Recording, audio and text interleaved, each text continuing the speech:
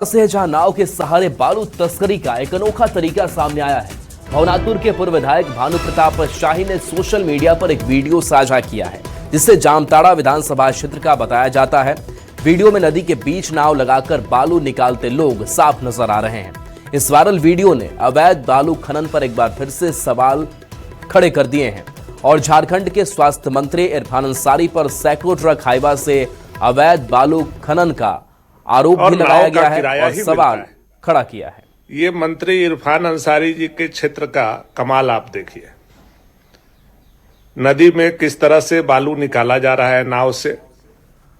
मैं जब पता किया तो पता चला कि लोकल लोगों को केवल मजदूरी और नाव का किराया ही मिलता है, बाकी ये बालू इकट्ठा करते हैं और इरफान अंसारी इस बालू को हाईवा से पूरे झारखंड प्रदेश में और बिहार में भी भेज करके बेचने का काम करते हैं और प्रतिदिन 100 हाईवा मंत्री इरफान अंसारी बालू बेचते हैं।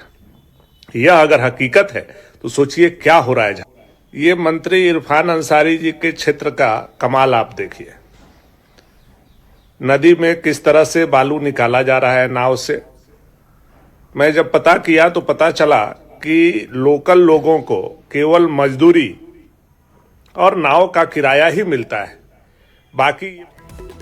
और इस बीच हजारीबाग से बड़ी खबर है, जहां खुदाई में प्राचीन मूर्ति मिली है। कटकमदाग में प्राचीन मूर्ति ये मिली है उमा महेश्वर की। ये पुरानी मूर्ति है, पाल वंश काल की ये मूर्ति बताई जा रही है।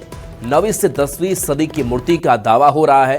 पीएम आवास योजना के तहत खुदाई हो रही थी और आवास बनाने के लिए खुदाई हो रही थी और वहीं से ये मूर्ति मिली है। ये तस्वीर आप तक हम पहुंचा रहे हैं, जहां उमा महेश्वर की पुरानी ये मूर्ति मिली है, जिसके बाद से लोग पूजा भी कर रहे हैं। पाल वंश काल की ये मूर्ति बताई जा रही है। 9वीं से 10वीं सदी की मूर्ति का दावा हो रहा है। मूर्ति मिली थी, उसका फोटो और वीडियो हमने पुरातत्वविद रांची यूनिट को भेजा, डॉक्टर नीरज मिश्रा को। तो उन्होंने कंफर्म किया कि ये 9वीं से 10वीं शताब्दी की मूर्ति है, पाल काल की।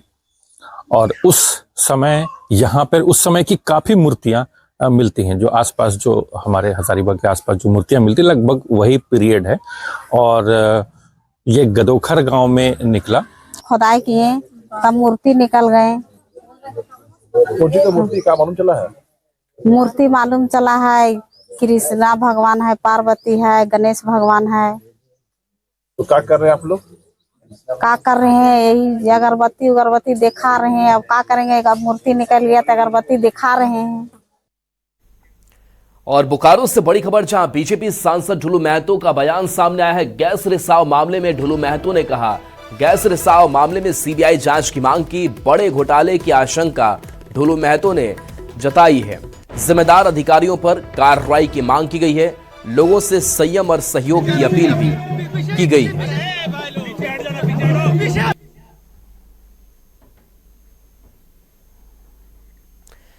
तो आप ढुलू महतो को देख रहे हैं। मामले में सीबीआई जांच की ये मांग उठाई गई है। बड़े घोटाले की आशंका उन्होंने जताई है। इसके साथ साथ लोगों से संयम और सहयोग की अपील भी उन्होंने की है और जिम्मेदार अधिकारियों पर कार्रवाई की मांग भी ढुलू महतो की तरफ से इस मामले में की गई है। हम कह रखते हैं कि वहाँ पे अगर उसकी भराई हो जाता, बालू भराई, माफिया लोग क्या किया, पहले जो अंडरग्राउंड जो माइनिंग चला है उसमें बालू भराई के जगह में कुछ भरा नहीं, पैसा उठाते गए। इसका सीबीआई जांच होना चाहिए। और वहाँ पे जो ऐसे अधिकारी जिसके चलते ये घटना घटी है, जिसके चलते ये गैस रिसाव हुआ, उस पर कार्रवाई होनी चाहिए। हमने तो अभी वहाँ के कोयला मंत्री जी से मिले थे और इस विषय को हमने रखा। वहाँ से केंद्रीय टीम ने कोयला कोल मिनिस्टर के द्वारा वहाँ पे टीम भेजा गया था, उसका सर्वे करके गया है। जो भी अधिकारी के जिनके चलते इस तरह का हुआ है उसका कार्रवाई होनी चाहिए। बात अब रांची की करेंगे, जहां काके पुलिस ने बंटी बबली स्टाइल ठगी करने वाले दंपति को गिरफ्तार किया है। आरोपी एंजेलिना कुजूर और शिवाजी पाटिल बड़े व्यवसायियों को कम ब्याज पर और कम प्रोसेसिंग फीस में लोन दिलाने का झांसा देकर मोटी रकम ऐंठते थे। रामगढ़ के सरोजकांत झा से 70 लाख और ओडिशा के व्यवसायी से 42 लाख की ठगी सामने आई। पुलिस के मुताबिक गिरोह लगातार अपना ठिकाना बदलता रहा। फिलहाल पुलिस ने दंपति को गिरफ्तार कर लिया है और आगे जांच जारी है। लोग व्यवसायियों को एक बड़ा अमाउंट लोन दिलाने के नाम पे, बहुत कम इंटरेस्ट रेट पे लोन दिलाने के नाम पे ये लोग उनसे पैसा की ठगी करते थे। व्यवसायियों को पैसे की ज़रूरत होती है तो वो लोग कम प्रोसेसिंग फ़ी, कम रेट ऑफ इंटरेस्ट, ये सब बोल के उनको लोन बोलते थे कि लोन दिलाएंगे।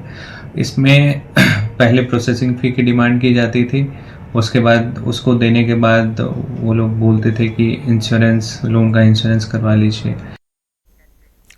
झारखंड में पहली बार निकाय चुनाव बैलेट पेपर से होंगे, तो वहीं निकाय चुनाव को लेकर बीजेपी ने इसका विरोध किया और कहा कि ईवीएम से चुनाव होने चाहिए। वहीं कांग्रेस ने पलटवार करते हुए कहा कि अमेरिका जैसे देशों में बैलेट पेपर का उपयोग होता है और बीजेपी इससे डरती है। साथ ही बैलेट पेपर से चुनाव करने की मांग की। भाई पता नहीं, ये मैं देख रहा था निर्वाचन आयोग के बयान को कि भाई ईवीएम बहुत मात्रा में उपलब्ध नहीं है, इसलिए बैलेट पेपर से चुनाव कराया जाएगा। लेकिन भारतीय जनता पार्टी की मांग है कि ईवीएम से चुनाव कराएं। बैलेट पेपर में क्यों जा रहे हैं? जब दुनिया आगे बढ़ रही है, 21वीं शताब्दी के 25वें वर्ष अब अंत होने वाला है, उसमें भी अगर आप बैलेट पेपर में वापस ले जा रहे हैं तो कहीं ना कहीं आप कुछ ऐसा इलेक्शन में करने की सोच रहे हैं जो प्रजातंत्र के लिए उचित नहीं है। मुझे ये समझ में नहीं आ रहा है कि अमेरिका जैसा देश, जिसको सबसे विकसित देश माना जाता है, वहाँ भी बैलेट से चुनाव होता है। बीजेपी बैलेट के नाम से डरती है। उसे महसूस होता है कि जब बैलेट आएगा तो मेरा बुलेट बाहर हो जाएगा, तो डर रही है। बैलेट से चुनाव हम लोग का मांग है, और अगर झारखंड में बैलेट से चुनाव होता है, निकाय चुनाव, और इसकी सफलता दिखती है, तो पूरे देश में भी बैलेट से चुनाव की मांग हम लोग करेंगे। बात अब हजारीबाग की करते हैं, जहां बड़का गांव में विधायक रोशन लाल चौधरी और पूर्व विधायक अंबा प्रसाद के बीच विवाद छिड़ गया। विवाद रोशन चौधरी के घर में एनटीपीसी के मद से शौचालय निर्माण को लेकर है। अंबा प्रसाद ने इसे गैरकानूनी बताया और विधायक पर निजी लाभ का आरोप लगाया। वहीं रोशन लाल चौधरी ने कहा कि घर सरकारी आवास है, सैकड़ों लोग आते हैं और शौचालय जनता की सुविधा के लिए बनाया गया है। हम आरोप नहीं लगा रहे उन पे, हम कागज दिखा रहे हैं आपको। इसको आरोप नहीं बोलते हैं, इसको बोलते हैं मतलब पूरी तरह से ये पूरा प्रूफ, इसको प्रमाण बोलते हैं। आरोप वो होता है जो हम हवा में कुछ भी बोल दें, या हम सुनी सुनाई बात बोल दें, या जो चीज़ का प्रमाण नहीं है मेरे पास वो चीज़ बोल दें।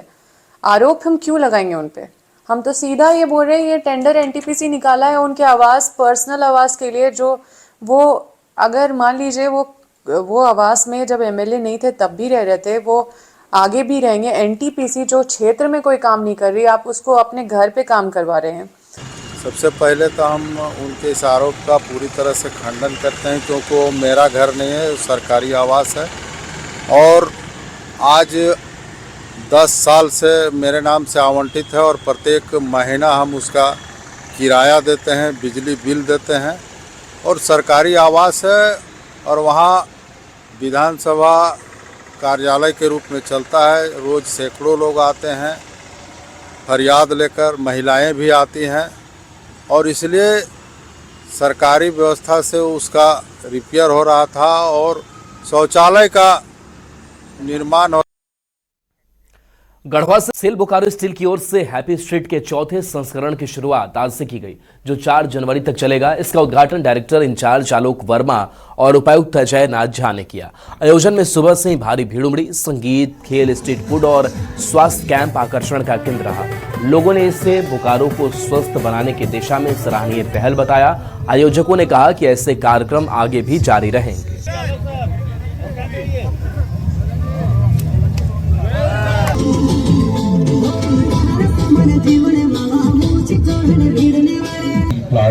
मतलब न्यू यूनिक सारी चीजें हैं। स्कूल के बारे में सारा, स्कूल के बारे मतलब स्कूल हो गया, फिर सारा छोटा छोटा स्टॉल हो गया, लोग अपना दिखाते हैं, प्रदर्शन करवाते हैं, मतलब छोटे छोटे वैरायटी हो गया। और ये बहुत अच्छा कॉन्सेप्ट है बोकारो के लिए।